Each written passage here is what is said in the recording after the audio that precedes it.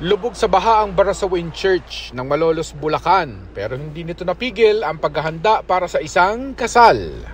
Hindi nakaligtas ang Barasawen Church dito sa Malolos sa pagbaha na nagsimula pa kagabi. Mas mataas pa raw di hamak dito yung level ng tubig.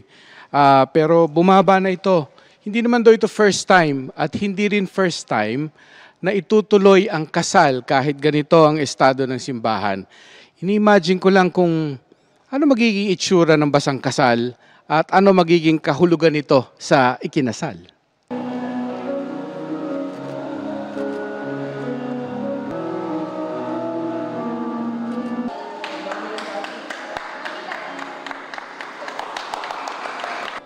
Walang exempted mula sa bride, abay, kahit ang mga ninang, lahat basa. Ang katwiran ng couple na sina Jamaica at Jao, mas malaking abala kasi ang magplano ulit ng wedding kaysa suungin ng baha ng Barasawen Church. Matagal na po itong inaantay ng lahat. Nandyan naman na di po kami. Let's do this na po, sabi namin. Thank you po sa aming bisita. Yung ulan po, blessing po ni Lord. Naging blessing na rin naman po talaga kasi mas naging unique po yung ano po. Saka po mga taga Nabotas po kami, ay po. Opo, sanay po sa baha. Hanggang dito po, sinundan po kami ng baha. Sa labas ng simbahan, lubog din ng maraming lugar sa sentro ng Malolos. Pero tuloy ang komersyo. Hindi raw nila pwedeng intayin na humupa ang baha dahil matagal yan. Ilan ang tansyan yung ito ay nawawala? Ako, para pong 1 week yan. Isang linggo po yan. Malamang.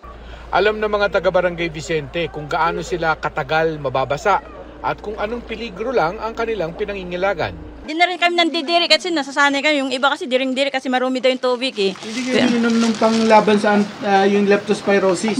Ay, hindi naman po. Mga daga, Oo, sa mga may daga. Pag may sugat siguro yun kasi delikado yun eh.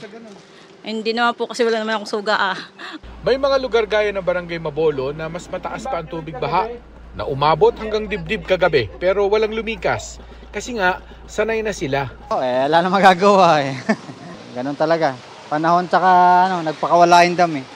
Kalimitan ng baha ng Malolos at iba pang low-lying areas ng Bulacan ay hindi natatansya sa pagtingala lang sa langit dahil sa iba raw nang gagaling ang tubig baha nila mula sa dam, mula sa Manila Bay kapag high tide at iba pa. Pero high tide ang pinakamalaki ang ambag kaya ito ang binabantayan nila ang taas kada araw by meter. Simula kahapon ng 3.7, ngayon 4.1 at inaasahan natin hanggang Biyernes po to. Ang mataas ngayon, 4.1. Opo, habang sa habang sa araw-araw po, kahapon alas 6, alas 7, alas 8, alas 9, alas 10, tumataas naman po ito ng 3.7, 4.1, 4.3, 4.6, 4.7 hanggang 4.8 po. Sa huling tala, bago magtanghali kanina, sa buong Bulacan na sa 4,000 pamilya ang nag-evacuate kagabi na unti-unti na rin daw nag-uuwian. Wala pang naitalang nasaktan sa buong lalawigan.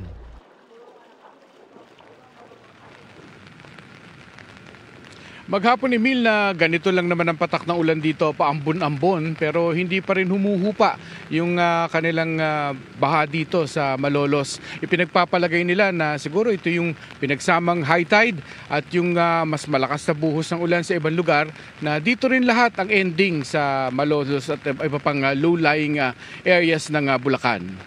Emil. Ingat at maraming salamat, Mark Salazar.